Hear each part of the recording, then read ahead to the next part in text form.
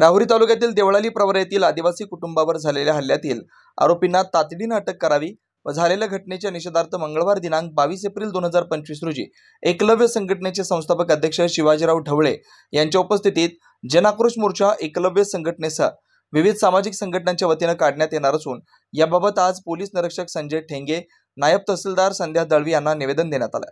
राहुरी तालुक्यातील देवळाली प्रवरा इथं दिनांक 26 मार्च रोजी काही जमावाने आदिवासी समाजाच्या घरी येत महिलांना मारहाण, विनयभंग व येथील सामानांची तोडफोड केली होती।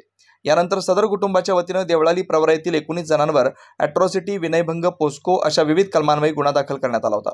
या आरोपींना अद्यापही अटक झालेली नाही, त्यांना तातडीने अटक करावी व आदिवासी कुटुंबावर झालेल्या अन्यायाला न्याय मिळावा अशा विविध मागण्यांसाठी मंगळवार दिनांक 22 एप्रिल रोजी एकलव्य संघटना त्याचबरोबर विविध सामाजिक संघटनांच्या वतीने हा मोर्चा राहुरी पोलीस ठाण्यावर धडकणार आहे। यावेळी एकलव्य संघटनेचे जिल्हाध्यक्ष गीताराम बर्डे, जिल्हा संपर्क प्रमुख जयेश माळी, पश्चिम महाराष्ट्र राज्याचे सचिव नामदेव पवार, आरपीआय राहुरी तालुका अध्यक्ष विलास साळवे, आरपीआय जिल्हा प्रवक्ते कुमार भिंगारे, युवक जिल्हाध्यक्ष विशाल बर्डे, माजी नगरसेवक नानासाहेब बर्डे, राष्ट्रवादी काँग्रेस आदिवासी सेलचे देवळाली प्रवरा शहराध्यक्ष प्रमोद बर्डे, संभा साळवे, अविनाश माळी, सतीश डोळस, अशोक बर्डे, मंगेश बर्डे, शशिकांत पवार, सागर सरोदे, रवी बर्डे आदींसह आदिवासी समाज बांधव व विविध सामाजिक संघटनांचे पदाधिकारी सदस्य उपस्थित होते। वर जाऊन महिलांची छेडछाड करणं, त्याचबरोबर लहान लहान मुलींना मारहाण करणं, घरातील महत्त्वपूर्ण वस्तूंची नासधूस करणं, त्याचबरोबर या ठिकाणी जबर मारहाणीचा प्रकार या ठिकाणी 26 तारखेला झाला। दुसऱ्या दिवशी आमचा आदिवासी भिल्ल समाज या ठिकाणी पोलीस स्टेशनला फिर्याद देण्यासाठी आला असता त्यांची कुठल्याही प्रकारे दखलपात्र गुन्हा दाखल करून घेतला नाही। त्यानंतर आम्ही 4 दिवसांनी म्हणजे 4 तारखेला या ठिकाणी गुन्हा दाखल करण्यात आलेला आहे। परंतु काही समाजकंटक या ठिकाणी देवळाली प्रवरा शहराचं वातावरण बिघडवण्याच्या उद्देशानं या ठिकाणी वेगवेगळे स्टंट करण्याचा प्रयत्न करत आहेत। जी घटना आहे ती घडलेलीच नव्हती। आमचे ज्या मारेकरी जे आरोपी ज्या घटनेतले आहेत, ज्या पोक्सो सारखा गंभीर गुन्हा या ठिकाणी दाखल आहे, अॅट्रॉसिटी आहे, त्याचबरोबर महिलांची छेडछाड करण्यासारखा गंभीर गुन्हा या ठिकाणी त्यांच्यावरती दाखल झालेला आहे। ते म्हणतायत की ती घटनाच घडलेली नाही। तर माझी या ठिकाणी एकलव्य संघटनेच्या वतीने पोलीस प्रशासनाला या ठिकाणी तहसील प्रशासनाला या ठिकाणी विनंती आहे की आपण सदरच्या घटनेचा या ठिकाणी निपक्षपाती कुठल्याही प्रकारे दबाव न घेता आपण तपास करावं। ज्या तपासाअंती आपल्याला सत्य बाहेर येणार आहे।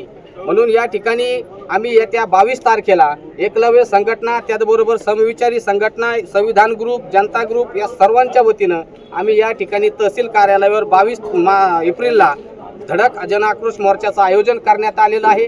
या जनआक्रोश मोर्चामध्ये ज्या इथून मागे देवळाली प्रवरामध्ये काही आमच्या कार्यकर्त्यांवरती घटना झालेल्या आहेत, त्यांच्या घरांवरती हल्ले झालेले आहेत, ही जे संघटित गुन्हेगारी या ठिकाणी होत आहे, देवळाली प्रवरामध्ये वेगवेगळे स्टंट करायचे आणि या ठिकाणी वातावरण बिघडवण्याचं काम देवळाली प्रवरामधील काही लोक करत आहेत।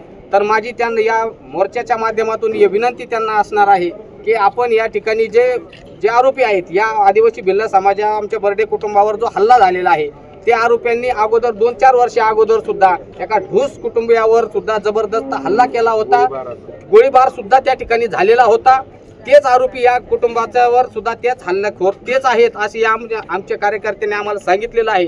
या भविष्य काळामध्ये एखादी जीवित हानीची घटना घडू नये म्हणून प्रशासनानं अशा माणसांवरती वेळेच बंदोबस्त करावा आणि या ठिकाणी त्यांना अटक करावी, एवढंच मी या ठिकाणी मागणी करतो। एकलव्य संघटने स्टेशन येथे आजच्या दिवशी महात्मा ज्योतिराव फुले यांची जयंती आहे आणि या जयंतीच्या दिवशी ज्या महात्मा फुलेंनी आम्हाला जगण्यासाठी उभा केलं आणि आज या देशामध्ये नव्हे तर आमच्या देवळाली प्रवरामध्ये काही समाजकंटकांनी आदिवासी कुटुंबावर लाईट बंद करून महिलेला मारहाण करणं, लहान पोरांना मारहाण करणं, गाड्यांची तोडफोड करणं, त्याचबरोबर सगळ्या एकूण समाजाला टार्गेट करणं आणि समाजाला चोर भामटा असल्या काही अपमानजनक गोष्टी करून हल्ला झालाच नाही, अमुक केलंच नाही, अशा पद्धतीनं ज्या माणसांनी हे केलेले यांना तात्काळ अटक करण्यात यावी आणि येत्या 22 तारखेला आम्ही सर्व संघटना, एकलव्य संघटना असतील, विद्रोही सांस्कृतिक चळवळ असेल, रिपब्लिकन पार्टी ऑफ इंडिया असेल, अशा वेगवेगळ्या संघटना,